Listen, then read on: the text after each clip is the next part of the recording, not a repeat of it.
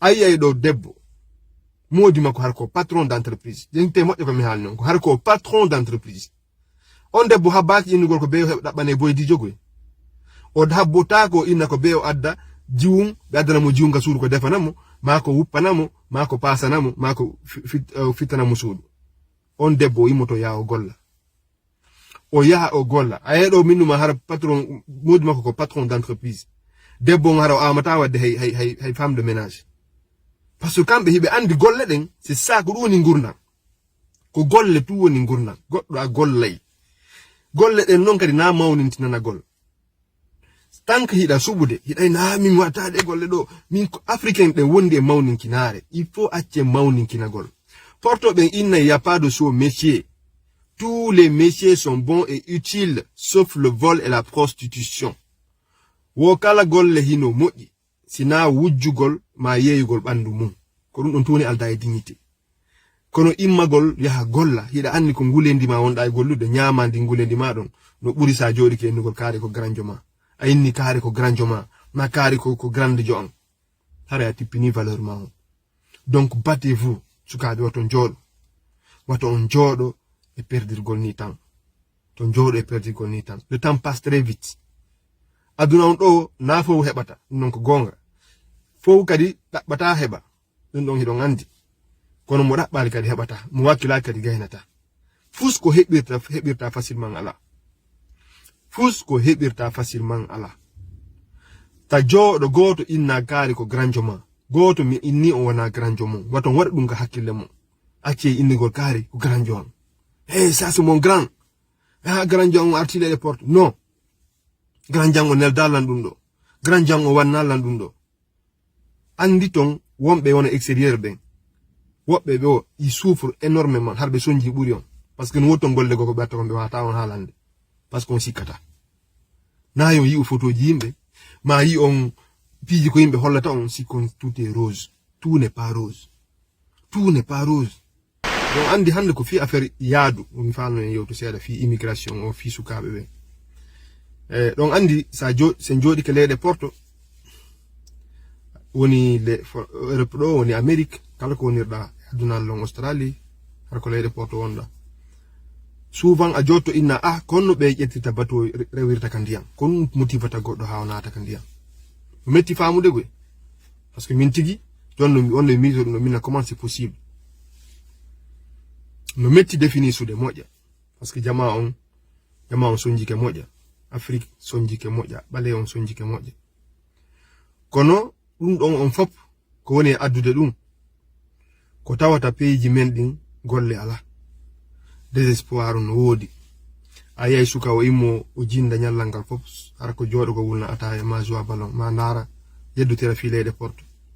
onon si hebi opportunité be ni musa yobi do wudi seeda rewa do nata ya leede porto andi o mitota ko ukkoto ko ndiyam o ya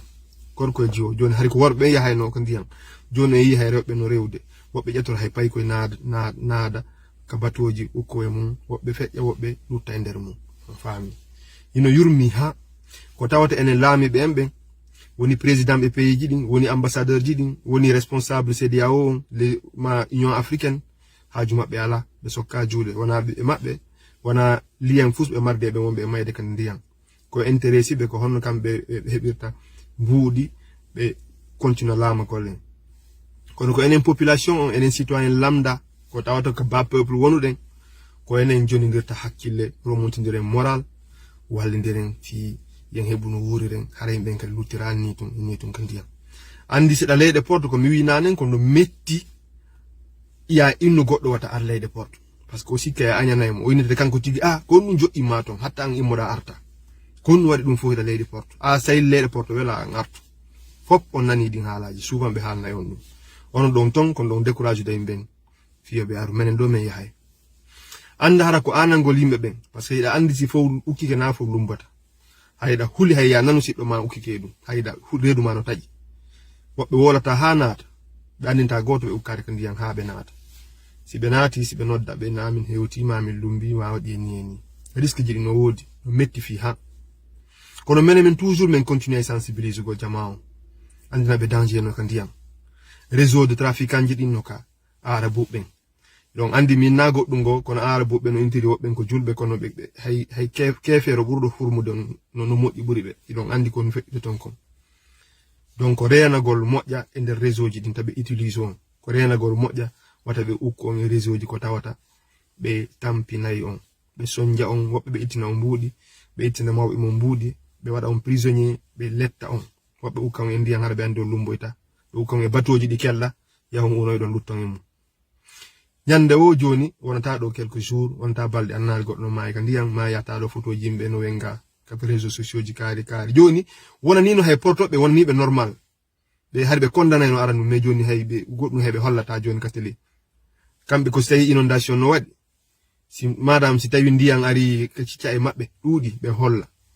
ma dum panne électrique no wadi problème ji go no wadi incendie no kugo be yimmo be holla fiiru no ko yimbe mayata yimbe men no mayata ko enen africain city mijoto fiiru nanon kadi lambe men donc min gom hon wasi addi fi on tem do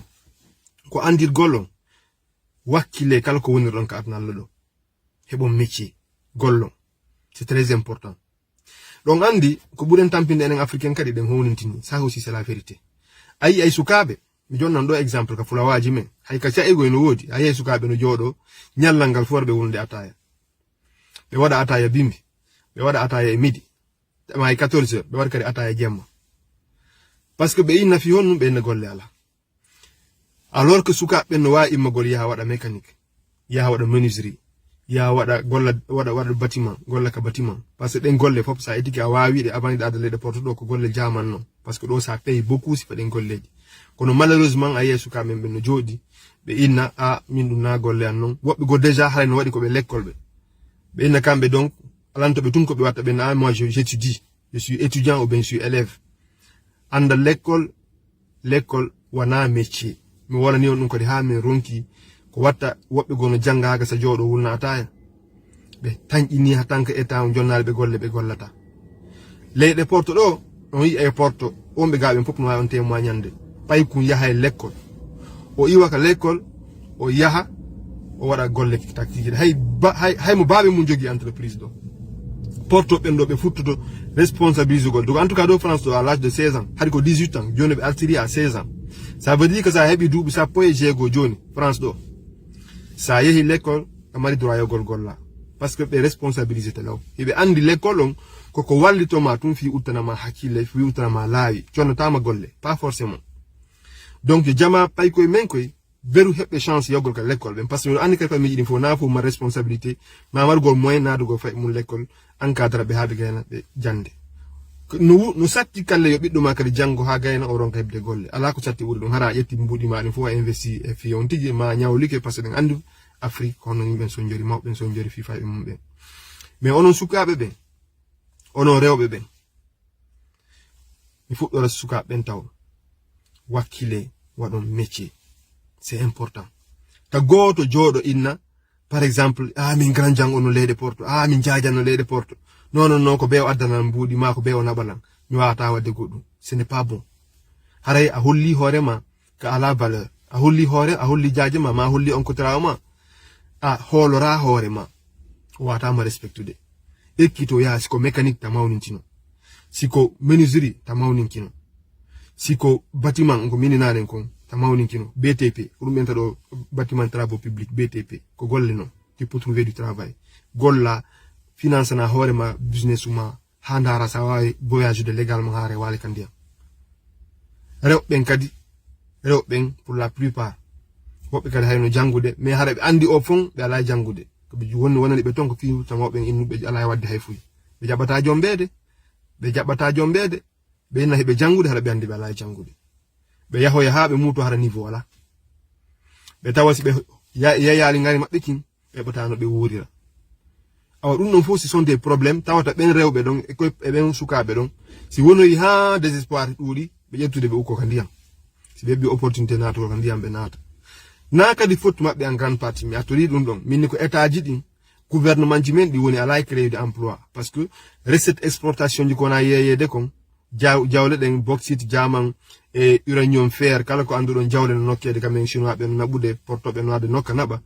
recette ji din fo ko jifaaji mabbe woni yaade kambe lambe be ala créer de emploi dum don kadi ko jama on doit imago lando be compte ko dum wadi subvention jenti ke video jandi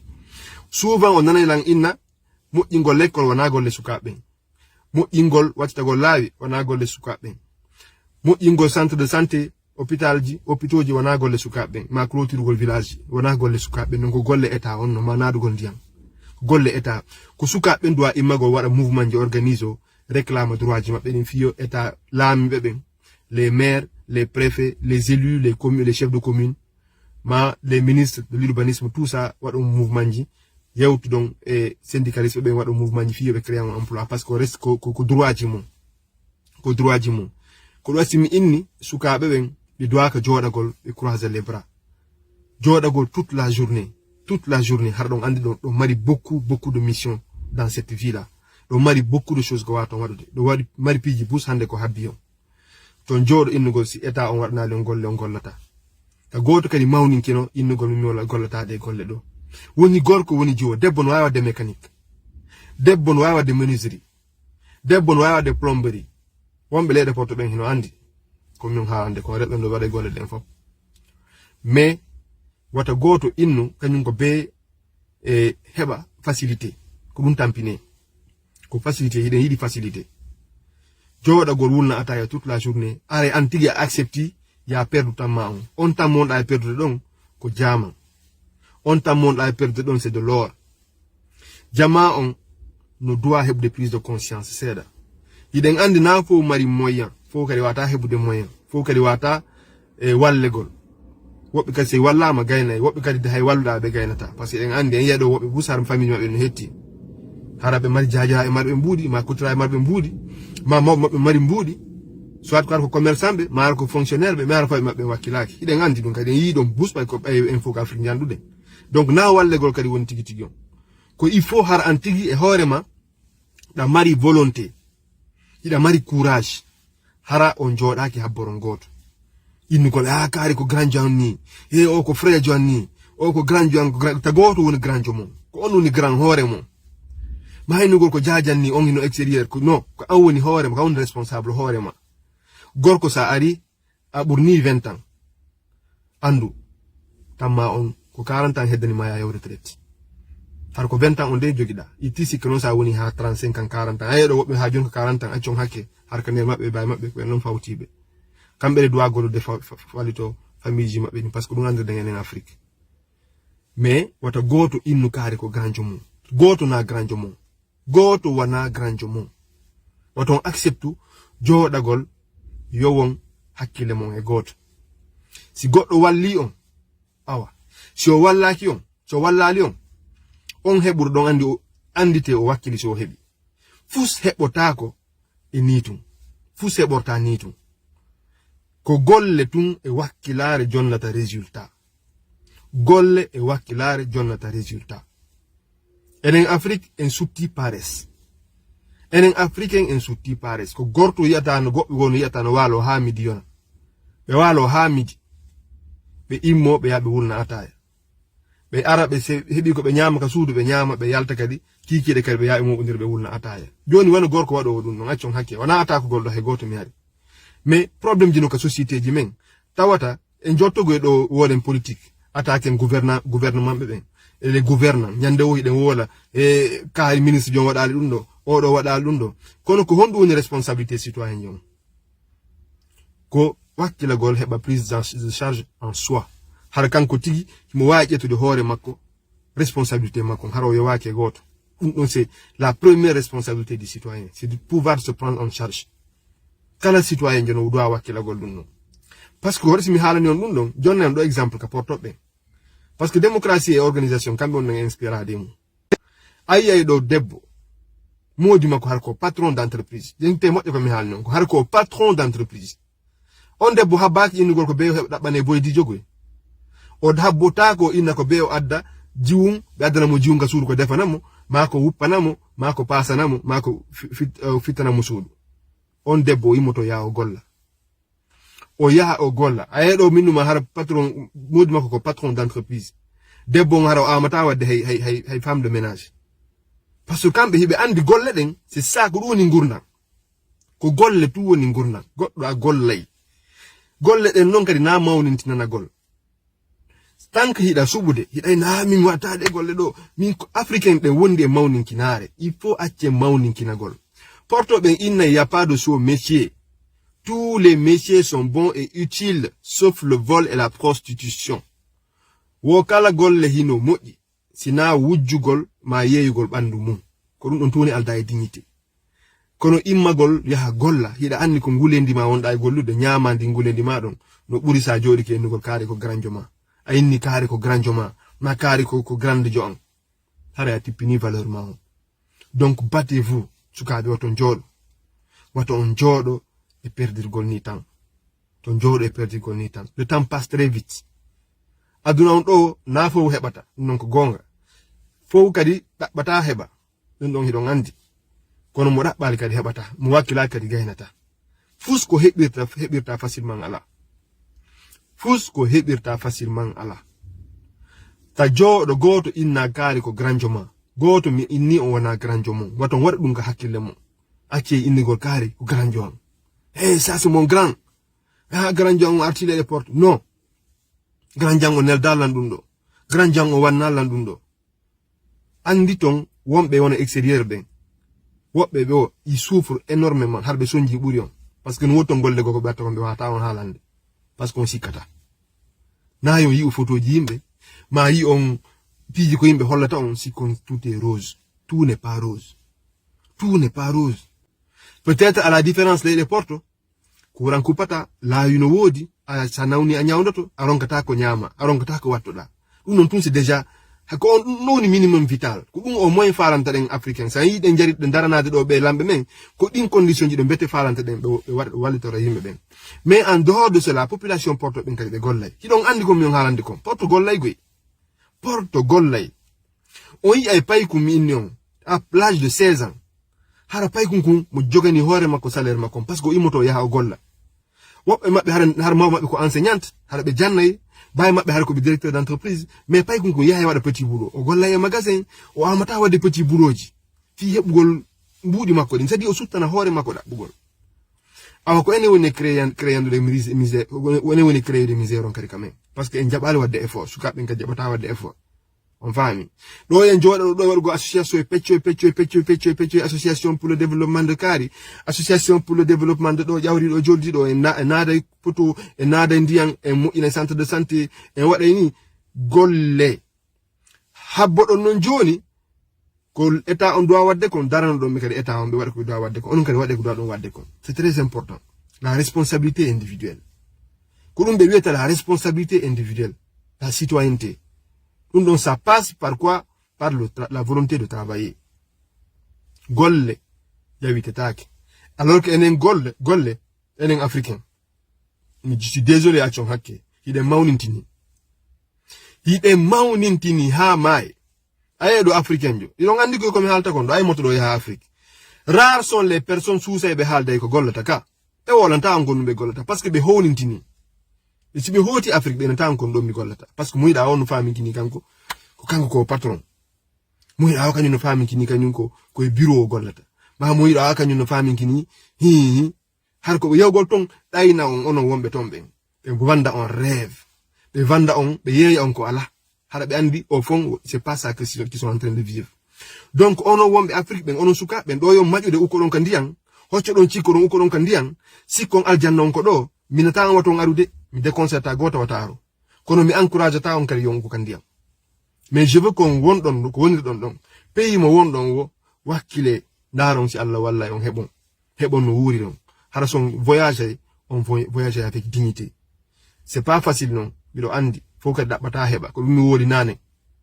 Mais habbe centre ji mondin habbe keci mondin daro don gorko e jiwo ben kadi acca hikkingol ngari mabbe kin yeso. C'est important. Hikkingol ngari mun yeso si wura dum kadi c'est pas bon. Si Allah ko rima ngari utilise kin ngari ma don heba dignité watta e hore ki ngari ma don. Parce que ça inni ko poche o wonda ka abiroji do wonda konkano di nyande o wura dim on poche makko non. Himo andi an la valeur que yeso gite makko goy. Sous ses yeux t'as pas de valeur. T'es rien qu'une marchandise. Hay da photo ni mo marchandise mo andi ko tuma o yalti ni mburi ka jifa makko o contrôler. on ɗon watama respectude bandirawo ko ɗum asimi inni on jiwɓe ɓen jange waɗon formation ji responsabilise ɗon heɓon dignité haɓɓon gude monde. C'est très important comme halan ton ko rewɓe men labaɓe no lagine ɗo hara ɓe laba ha maayi billahi wallahi tallahi mais hara ɓe ala activité hay fuy mo ɓe ngoy fof ala moyen je peux comprendre y a pas de problème mais ça wakkili ki a jangi a éthique a déburi ki ha heɓi formation no man andi ka non crise de l'emploi no wodi fo kadi heɓata golle mais wattane do yila moƴƴa et personnalité mon c'est très important ton jabu yeeyugol dignité mum fi ko ala na wonana ton jabu goto ɗayna on he ngari e hakkil kin fayda no yaadigu be yinna ɗum ka ay lon alla no kero on ngari sabu di ke do mari kadi hakkil utiliser ki hakkille mum wakkilo ɗon jangon wonon autonome wawon gérude hoore mum hara gorko jombay ɗon wo o jombay on hoore respect o taway ɗon marani hoore mum bulo mum ma hay son ala do bulo ɗon mari diplôme o respecta yon ɗon wawi won ɗon heɓali golle mais hara ɗon mari diplôme o respecta yon hayso commerçant jo jombi on ska debbo janguɗo o respectete hayso fonctionnaire de jombu ma ska debbo janguɗo o respectete o yawta ko magoy mais si tawi ala capacité hay fus himo andi kanko ko ber ko fawtima o mako ƴetti ka jifa makko o jonnuma o si nyama billahi ko labada o haray mo yaaɓi fi maka leydi o respectatama ko wasimi inni la responsabilité civile la responsabilité individuelle ça doit commencer par vous. L'État ne peut pas tout faire. État wa ta waɗan fo mais citoyen jo sukajo woni gorko woni jiwo yo andu mar responsabilité e hoore makko e fe hoore makko e yeso makko ɓe parce que aduna on o juuta nyande go hare ya fop e alaɗo donc ko conscientugol sukaɓen souvent en wallidira goto amen wona parfait mais il faut wonde wajodiren ton minimise golle imme yahon gollon ton pasu tan 24 heures e wurnugol ataya hay arabu ɓen ɓe yiruɗen arabu ɓen ɗo andi ɓe pasata tan wurnugol ataya toute la journée ɓe arabuɓe ɓe yaray ataya mais ko nde ɓe beri ko ɓe ñamata ɗon tumɓe joƴinta bala ɗon kum ɓe ñama ɗon vite fait ɓe gayni ɓe yehi ɓe ɗaɓɓa gollegoy kono Afrique noire ko ari enen ko Afrique noire ko ari wo en feƴƴintinayi ayiya yimɓe no jooɗo toute la journée e wurnugol ataya ko puyndan je vous dis ko puyndan sukaɓe men bus non goye rewi ɗon bus en min rewi ɗon on daway noon ne woyi antiga ami manitoto inna jakka mi ƴetti tan an on fof e wurnugol ataya ɗo ya wulde ataya yaw ekkitoɗa métier mon frère immo yaha ekkitoɗa métier ne passe pas ton temps à faire du thé dans le quartier immo yaha ekkitoɗa métier si l'école ma Oumar Sali yaw ekkitoɗa métier mandeɗa jangude l'école waɗor métier à côté sa artika l'école ala ko waɗa ɗo reɗe yawde wurna ataya ma yaha ndara ballon championnat ligue des champions yahu ekkitoɗa métier haɓɓindirade ɗon piiji ɗiɗi si l'école Oumar Sali golle heɓoytoga métier ma mais ton jooɗo e wonugol dépendant innon ko be ko to mo naɓon leyɗe porto ma jaja mo naɓon leyɗe porto ma baabe mo naɓon leyɗe porto woni responsable hoore mon wakkilo ɗon et ton heɓon gollon vous faites de l'argent c'est pas un voyage de on voyage partout dans le monde avec dignité haron aral ka arabuɓe ɓe tortura on ɓe letta on haron aral ka ndiyam ɓe ɓura on ton ɓe yola on ton mais yiya ɗo photo ji mon no wenga ñande o ñande haray ko on message ɗon mi arno kadi wajagol sukaɓe men ɓen haray en yewti kadi inchallah mi salmini on fof blessing